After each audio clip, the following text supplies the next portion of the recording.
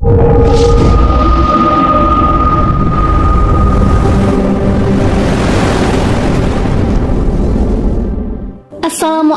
warahmatullahi wabarakatuh. Kembali lagi bersama channel YouTube Kepoin Islam. Apa kabar sahabat Islam semuanya? Semoga selalu dalam lindungan Allah Subhanahu wa taala. Dan perempuan yang dia atau Yusuf tinggal di rumahnya menggoda dirinya, dan dia menutup pintu-pintu lalu berkata, "Marilah mendekat kepadaku." Yusuf berkata, "Aku berlindung kepada Allah. Sungguh Tuanku telah memperlakukan aku dengan baik.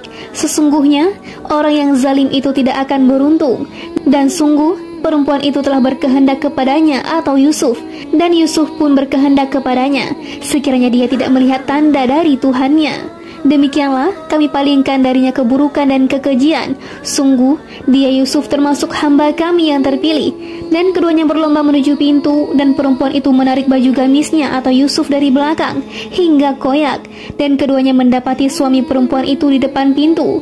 Dia atau perempuan itu berkata, "Apakah balasan terhadap orang yang bermaksud buruk terhadap istrimu selain dipenjarakan atau dihukum dengan siksa yang pedih?" Dia Yusuf berkata, "Dia yang menggodaku dan merayu diriku." Seorang saksi dari keluarga perempuan itu memberikan kesaksian, jika baju gamisnya koyak di bagian depan, maka perempuan itu benar. Dan dia Yusuf termasuk orang yang dusta. Dan jika baju gamisnya koyak di bagian belakang, maka perempuan itulah yang dusta. Dan dia Yusuf termasuk orang yang benar. Maka ketika dia atau suami perempuan itu melihat baju gamisnya Yusuf koyak di bagian belakang, dia berkata, "Sesungguhnya ini adalah tipu dayamu. Tipu dayamu benar-benar hebat. Wahai Yusuf, lupakanlah ini, dan istriku mohonlah ampunan atas dosamu, karena engkau termasuk orang yang bersalah." Quran Surah Yusuf ayat 23-29. Allah menuturkan godaan yang dilakukan istri penguasa Mesir itu kepada Yusuf, dan meminta Yusuf melakukan sesuatu yang tidak patut dengan kondisi dan kedudukannya. Istri penguasa Mesir itu sangat cantik, memiliki banyak harta, kedudukan, dan masih muda. Ia menutup pintu-pintu rumah, bersiap dan berdandan untuk merayu Yusuf, mengenakan pakaian terbaik dan paling mewah yang ia miliki. Di samping itu, ia adalah istri seorang menteri. Ibnu Ishaq menyatakan, ia adalah putri saudari Raja Rayyan bin Walid, Raja Mesir. Selain itu, Yusuf juga seorang pemuda yang sangat tampan lagi menawan. Namun karena ia adalah seorang nabi, berasal dari keturunan para nabi, akhirnya Allah melindungi Yusuf dari perbuatan keji, melindunginya dari tipu daya wanita.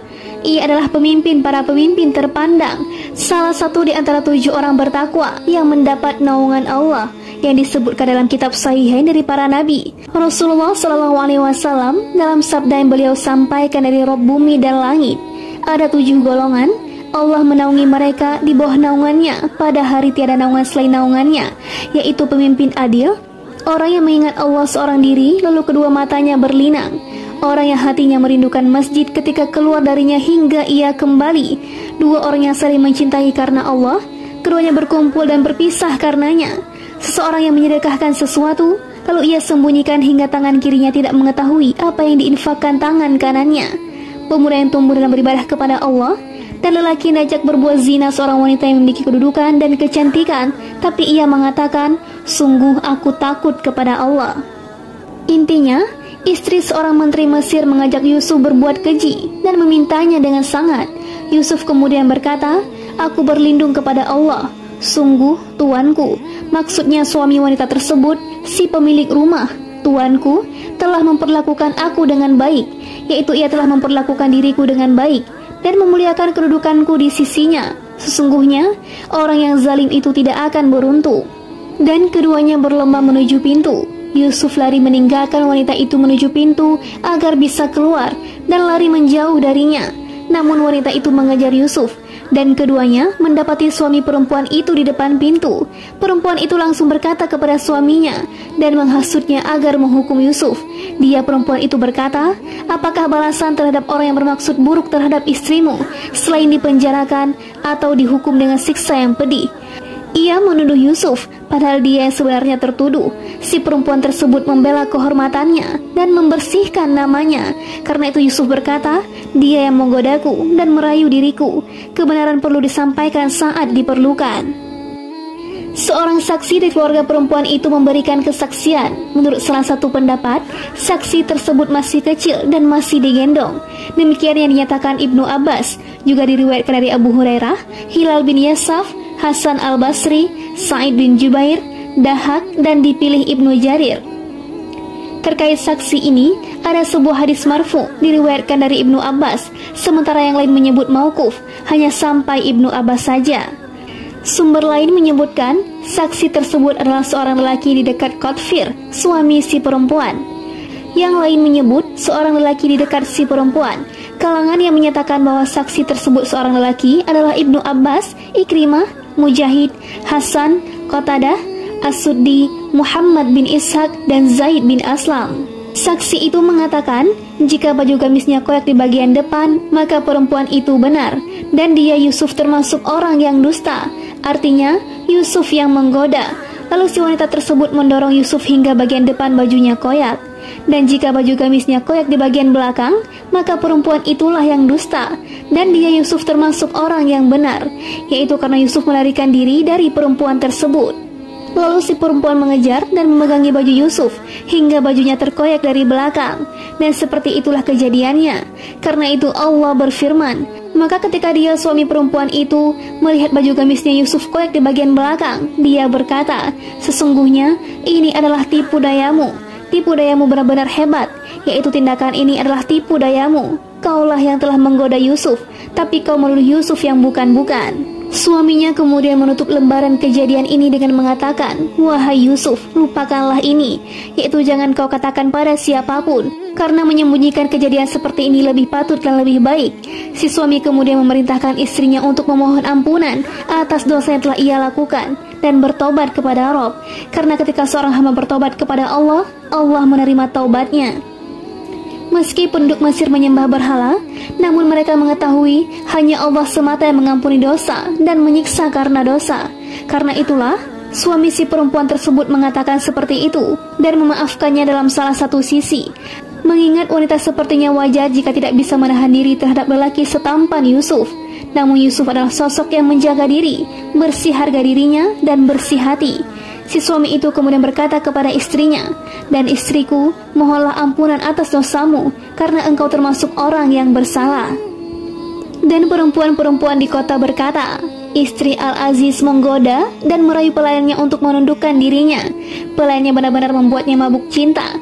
Kami pasti memandang dia dalam kesesatan yang nyata. Maka ketika perempuan itu mendengar cercaan mereka, diundangnyalah perempuan-perempuan itu dan disediakannya tempat duduk bagi mereka. Dan kepada masing-masing mereka diberikan sebuah pisau untuk memotong jamuan. Kemudian dia berkata kepada Yusuf, keluarlah, tampakkanlah dirimu kepada mereka. Ketika perempuan-perempuan itu melihatnya, mereka terpesona kepada keelokan rupanya, dan mereka tanpa sadar melukai tangannya sendiri. Seraya berkata, Maha sempurna Allah, ini bukanlah manusia, ini benar-benar malaikat yang mulia.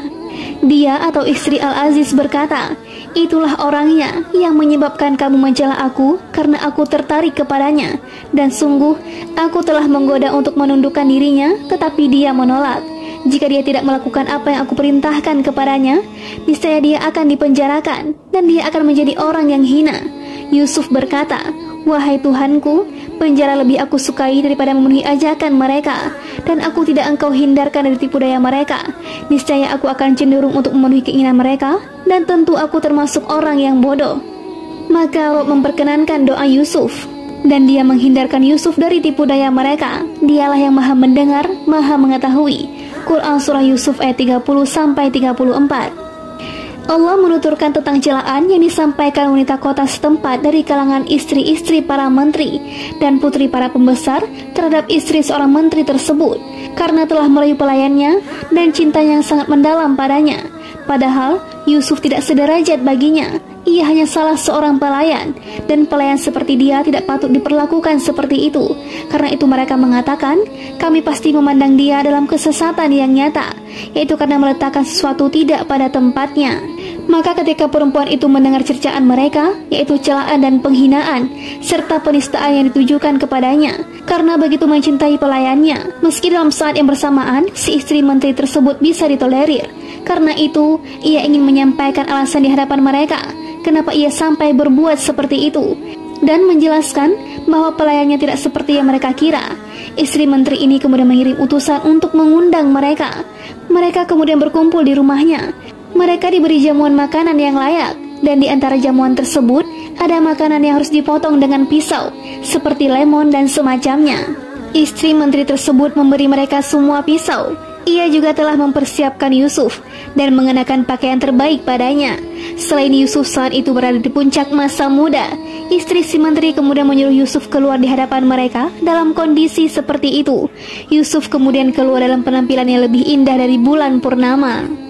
Ketika perempuan-perempuan itu melihatnya, mereka terpesona kepada keelokan rupanya, yaitu mereka mengagungkan, memuliakan, dan merasa segan kepada Yusuf. Mereka tidak mengira ada sosok manusia sedemikian tampan. Keelokan wajah Yusuf membuat mereka terpesona, hingga melukai tangan mereka dengan pisau-pisau itu tanpa mereka sadari. Seraya berkata, "Maha sempurna Allah, ini bukanlah manusia, ini benar-benar malaikat yang mulia."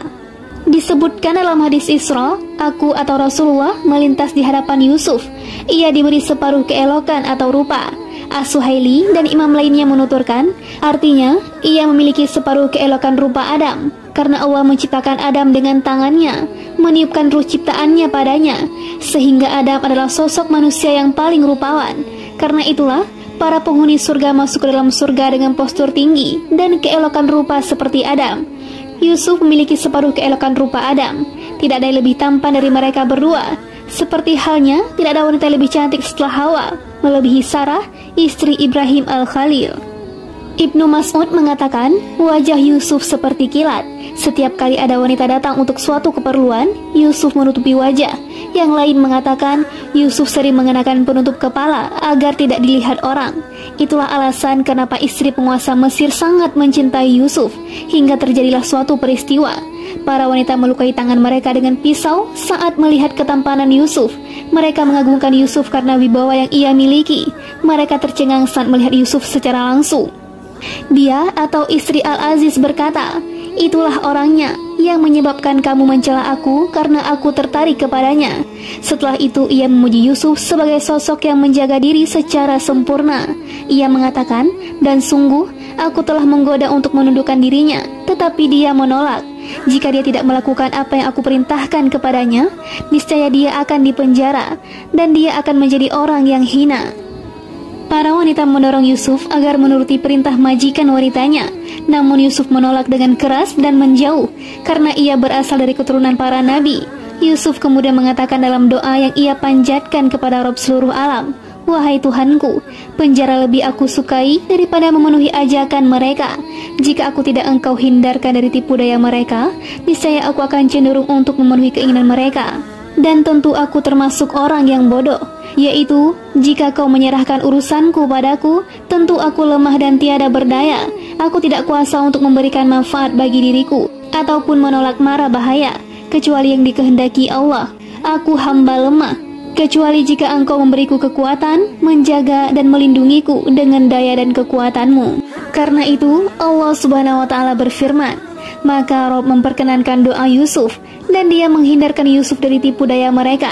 Dialah yang maha mendengar, maha mengetahui.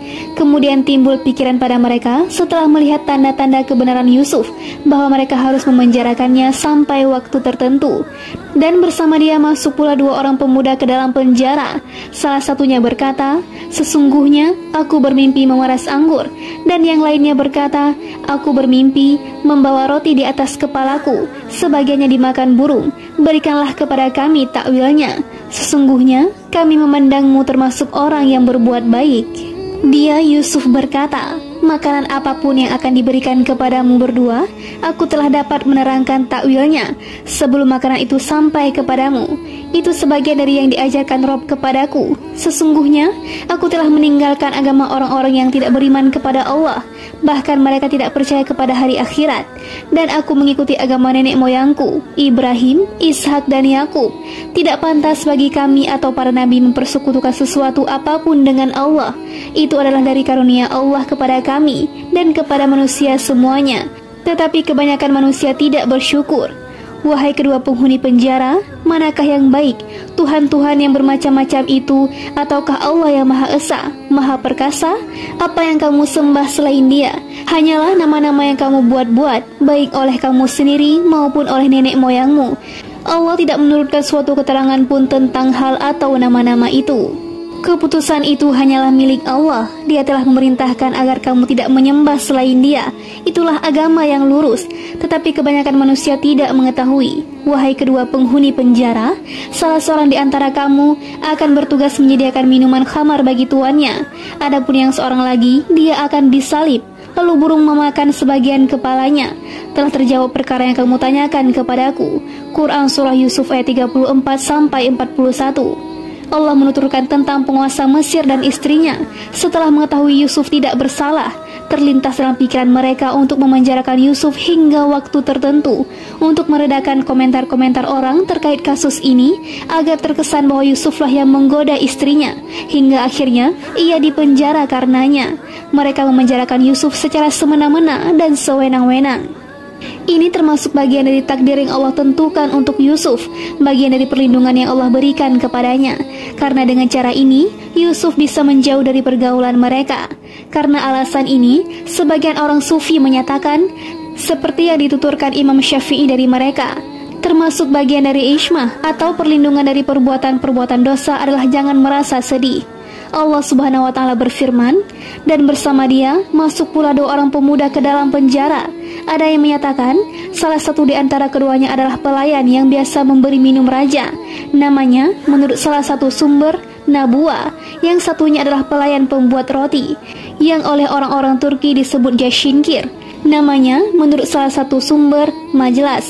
Raja menuduh keduanya terkait suatu kasus, lalu memenjarakan keduanya.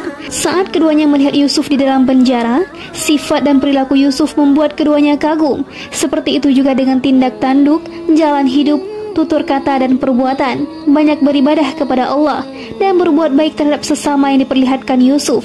Hingga suatu ketika, kedua pemuda tersebut bermimpi sesuai profesi yang dijalani masing-masing. Ahli tafsir menyebutkan keduanya bermimpi pada malam yang sama. Pelayan yang biasa memberi minum raja bermimpi seakan melihat 3 dahan kurma mengeluarkan dedaunan dan tanda-tanda anggurnya sudah matang. Ia kemudian mengambil anggur itu dan memerasnya di dalam gelas milik raja, lalu memberikannya kepada raja. Sementara pelayan pembuat roti bermimpi di atas kepalanya ada 3 lapis roti, lalu burung-burung buas memakan roti bagian atas. Kedua pemuda itu kemudian mengisahkan mimpi itu pada Yusuf dan memintanya untuk menjelaskan takwilnya. Keduanya mengatakan, sesungguhnya kami memandangmu termasuk orang yang berbuat baik. Yusuf kemudian memberitahukan keduanya. Ia mengetahui takwil mimpi itu. Dia Yusuf berkata, makanan apapun yang akan diberikan kepadamu berdua, aku telah dapat menerangkan takwilnya sebelum makanan itu sampai kepadamu. Ada yang menyatakan, maknanya adalah, meski kalian berdua melihat kesabaran seperti apapun, aku tetap akan menakwilkan mimpi kalian sebelum mimpi itu menjadi kenyataan, dan akan terjadi tepat seperti yang aku katakan. Menurut yang lain, maknanya adalah, aku akan memberitahukan makanan apa yang akan datang kepada kalian, apakah manis ataukah pahit, seperti yang dikatakan Isa, dan aku kabarkan kepadamu apa yang kamu makan dan apa yang kamu simpan di rumahmu. Quran Surah Ali Imran ayat 49. Yusuf berkata kepada keduanya, ini adalah sebagian dari yang diajarkan Allah kepadaku, karena aku beriman kepadanya, mengesakannya, mengikuti agama nenek moyangku yang mulia, Ibrahim Al-Khalil, Ishak dan Yakub. Tidak pantas bagi kami atau para nabi mempersekutukan sesuatu apapun dengan Allah.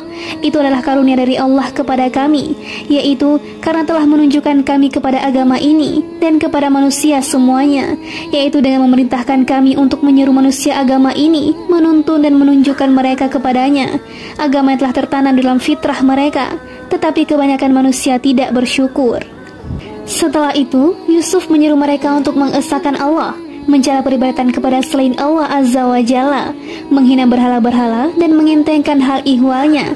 Yusuf berkata, wahai kedua penghuni penjara, manakah yang baik, Tuhan-Tuhan yang bermacam-macam itu, ataukah Allah yang Maha Esa, Maha Perkasa?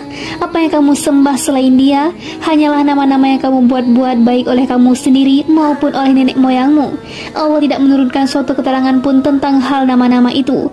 Keputusan itu hanyalah milik Allah, yaitu Dialah yang mengatur makhluknya, berbuat sesuai kehendaknya, memberi petunjuk kepada siapapun yang Ia kehendaki, dan menyesatkan siapapun yang Ia kehendaki. Dia telah memerintahkan agar kamu tidak menyembah selain Dia semata, tiada sekutu baginya. Itulah agama yang lurus, agama dan jalan yang lurus. Tetapi kebanyakan manusia tidak mengetahui, yaitu mereka tidak mendapat petunjuk kepada agama ini meski sudah jelas sekali.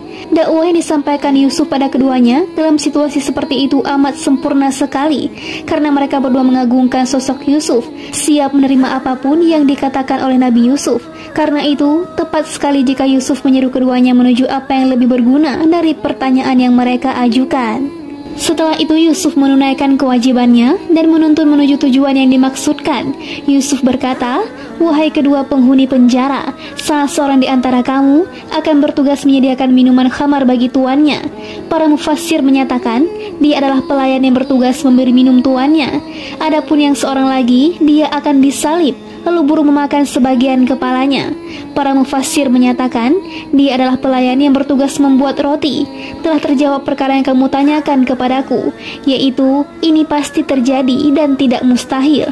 Karena itu dalam sebuah hadis disebutkan, mimpi seseorang ibarat burung selama tidak ditakwilkan. Jika ditakwilkan, mimpi itu menjadi kenyataan. Diriwayatkan dari Ibnu Mas'ud, Mujahid, dan Abdurrahman bin Zaid bin Salam. Kedua pemuda itu kemudian berkata, "Kami tidak bermimpi apapun."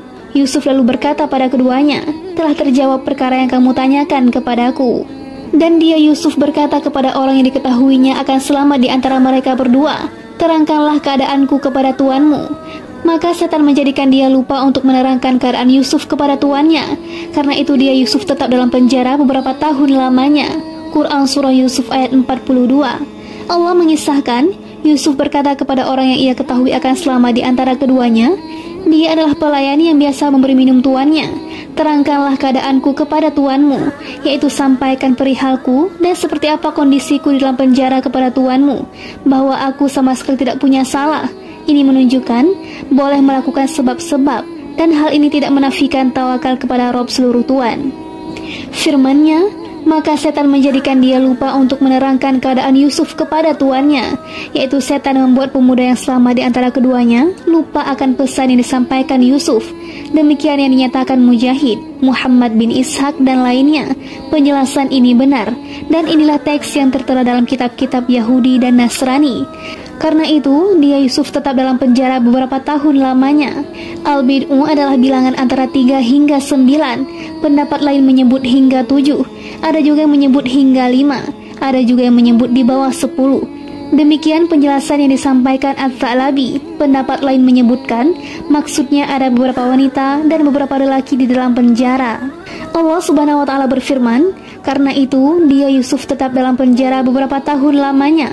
Allah berfirman dalam beberapa tahun lagi. Quran Surah Ar-Rum ayat 4. Kedua firman ini menolak pernyataan At-Tha'labi di atas. Al-Farra menjelaskan, Al-Bid'u bisa digunakan untuk puluhan, 20-an hingga 90-an. Tidak bisa digunakan untuk ratusan dan ribuan. Al-Jauhari tidak sependapat jika kata ini digunakan untuk bilangan lebih dari puluhan. Menurutnya, bilangan berikut tidak boleh bid'ah wa ishrun atau 20 sekian hingga 90-an. Dalam kitab Sahih disebutkan, iman itu ada 60 sekian cabang, riwayat lain 80 cabang. Yang paling tinggi adalah ucapan la ilaha illallah, dan yang paling rendah adalah menyingkirkan gangguan dari jalan. Salah jika ada yang menyatakan bahwa kata ganti dalam firman berikut merujuk pada Yusuf, maka setan menjadi lupa menerangkan kepada tuannya. Pendapat ini dhaif, meski diriwayatkan dari Ibnu Abbas dan Ikrimah.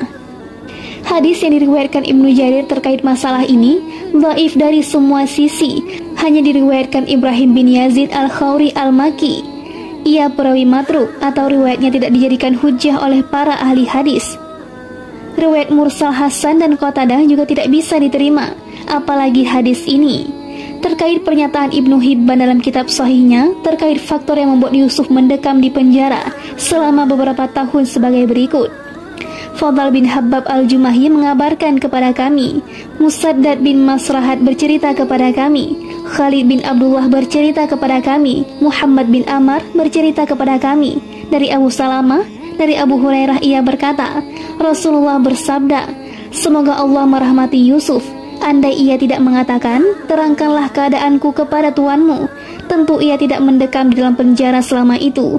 Semoga Allah merahmati Lut. Ia berlindung kepada keluarga yang kuat kala ia berkata kepada kaumnya, seandainya aku mempunyai kekuatan atau untuk menolakmu, atau kalau aku dapat berlindung kepada keluarga yang kuat, tentu kulakukan. Quran Surah Hud ayat 80.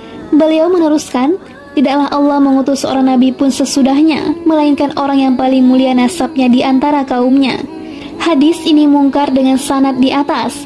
Muhammad bin Amr bin Alqamah punya banyak hadis yang ia riwayatkan seorang diri, dan riwayat-riwayatnya mungkar. Matan di atas termasuk salah satu riwayat yang paling mungkar. Riwayat yang ada dalam kitab Sahihain memperkuat kekeliruan riwayat di atas. Wallahu a'lam.